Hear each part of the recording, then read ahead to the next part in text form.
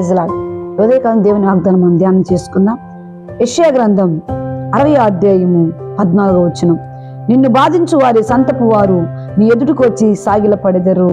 నిన్ను తునీకరించిన వారందరూ వచ్చి నీ పాదముల మీద పడెదరు. దేవునికి మహిమ కలుగును గాక. ఉదయకాలం వాగ్దానం ద్వారా ప్రభు మనతో మాట్లాడుతున్న మాటలు మరొకసారి చదువుకుందాం. చూడండి. నిన్ను బాధించు వారు వారి సంతానపు వారు నీ ఎదుటికి వచ్చి సాగిలపడెదరు. నిన్ను తృణీకరించిన వారందరూ వచ్చి నీ పాదముల మీద పడెదరు. ఎంత గొప్ప వాగ్దానం దేవుడు వాగ్దానం ద్వారా మాట్లాడుతున్నాడు. చూడండి. నిన్నెవరైతే బాధ పెడుతున్నారో, హృదయకాలం బాధపడుతున్నావా? నిన్ను బాధాకరముగా తునీకరిస్తున్నారో, అవమానిస్తున్నారో, ఆ ప్రభు అంటున్నాడు, నిన్ను ఎవరైతే బాధ పెట్టారో అట్టి సంతానపు వారు వచ్చి నీ ఎదుట సాగిల పడతారు. దేవునికి మహిమ కలుగును గాక. దేవునికి మహిమ కలుగును గాక. చూడండి, అంటున్నాడు కదా, నిన్ను తునీకరించి అవమానపరిచిన వారు వచ్చి, చూడండి, వారు వచ్చి నీ పాదము మీద పడేటట్టు నా ప్రభు చేస్తాడు. ఎంత గొప్ప వాగ్దానమో. చేయలేదా? దావీదు విషయంలో మెఫోబోతు అని సౌలు యొక్క మనముడు ఏం చేశారో తెలుసా?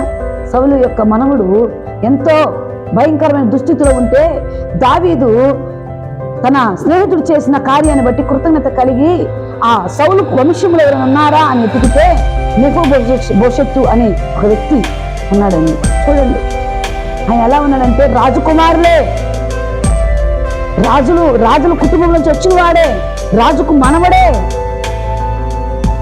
అయినప్పటికీ దుస్థితి ఎంత భయంకరమైన దుస్థితిలో ఉన్నాడంటే 2 కాళ్ళు లేవండి.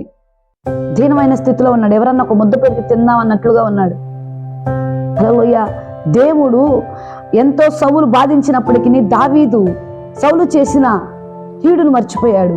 మేలును గుర్తుంచుకొని, అయ్యా ఆ సంతతి పాలు ఎవరైనా ఉన్నారా అని ఎతికి మెఫీబోషెతు అనే వారిని తీసుకొచ్చి, ఆ బిడ్డను తీసుకొచ్చి దావీదు భోజనం బల్ల దగ్గర ఒక స్థానాన్ని ఇచ్చాడండి. ప్రతిరోజు అతనితో కలిసి భోజనం చేసే ఆ ధన్యతను దావీదు అనుగ్రహించాడు. నువ్వు కూడా దావీదులాగా మారు మనసు పొందుకొని నీ శత్రువులను ప్రేమించగలిగితే నా ప్రభు అదే అంటున్నాడు, నిన్ను బాధించు వారి సంతానపు వారు వచ్చి నీ ఎదుట సాగిల పడతారు. ఎంత గొప్ప మాటలు. హల్లెలూయా.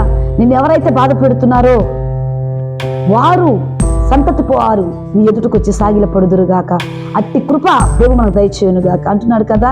నిన్ను తునీకరించిన వారు ఎంతమంది అయితే ఉన్నారో, ఇప్పుడు నీ లేమి స్థితిని చూసి, నీకున్న అనారోగ్యం స్థితిని చూసి, నీ కుటుంబంలో పరిస్థితులను చూసి, నీ బిడ్డలను చూసి, నీకున్న స్థితిని చూసి అనేక తునీకరించబడే స్థితిలో ఉన్నావా? అయితే నా ప్రభు అంటున్నాడు, నిన్ను ఎవరైతే తునీకరించారో వారే వచ్చి నీ పాదాల దగ్గర పెట్టేట్టు నేను చేస్తాను. గొప్ప మాటలు అండి, వాగ్దానపూరితమైన మాటలు. కాబట్టి వాగ్దానాన్ని విశ్వసించు, వాగ్దానాన్ని నమ్మండి.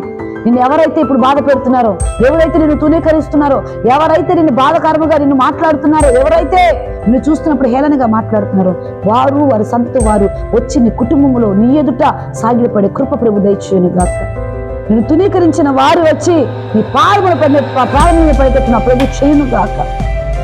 గొప్పకరమైన మాటలు, అద్భుతకరమైన మాటలు. నీ వాగ్దానాన్ని నువ్వు నమ్మితే, ఈ వాగ్దానాన్ని నువ్వు స్వతంత్రించుకోగలిగితే మొత్తం సమస్త వాగ్దానాలు నీకే. ఆయన వాగ్దానం చేసే మాటలు ఎటువంటి అంటే, వాగ్దానం చేసిన నమ్మదైన దేవుడు అండి. అదే అంటున్నాడు. చూడండి, నిన్ను బాధించు వారు సంతపు వారు వచ్చి నీ ఎదుట సాగిలపడేటట్టు చేస్తాడు. దేవునికి మహిమ కలుగునుగాక. ఎంత గొప్ప మాటలు. ఉదయకాల వాగ్దానం ప్రభు నీతో మాట్లాడుతున్నాడు. నిన్ను బాధించే వారు ఎవరైనా ఉన్నారేమో ఆయన వైపు చూడు, నమ్మకముగా ఉండు, సంతోషంగా పరిశుద్ధంగా ఉండు.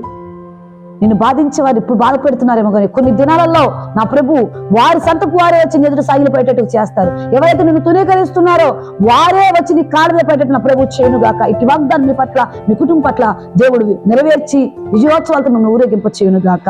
Praise lord. ఆమేన్. దేవునికి మహిమ కలుగునుగాక. ఆమేన్. Praise lord.